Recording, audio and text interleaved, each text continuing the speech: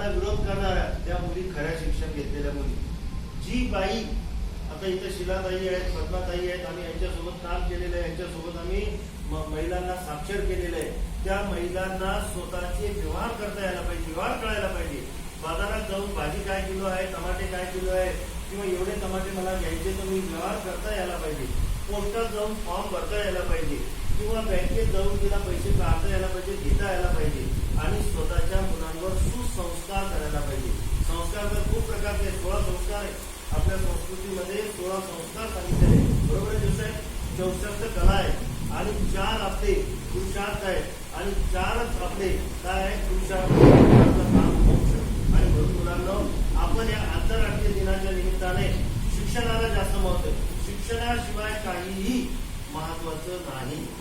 हेंगळे सरांच्या वसतिगृहामध्ये तुम्ही इथं आम्ही समजून राहायला पाहिजे. एक दुसऱ्याची दुःख समजून घ्यायला पाहिजे, एक दुसऱ्याला पुस्तकाची मदत करायला पाहिजे. ते वसतिगृह किंवा माझी बोली स्वच्छ ठेवायला पाहिजे. मी भांडण करायला नको. सर जे सांगतील, ज्या चालिका संचालिका आहेत त्या जे सांगतील त्यांचं मी ऐकायला पाहिजे.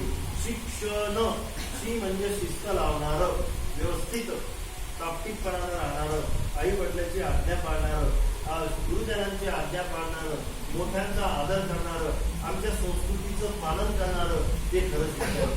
सांस्कृतिक मूल्य जे आहेत, मूल्य, मानवी मूल्य, आज माणूस माणसाला विसरत चाललेला आहे. आज माणूस माणसाला विचारत नाही. या कोरोनानं आपल्यावर नामुष्की आणलेली आहे.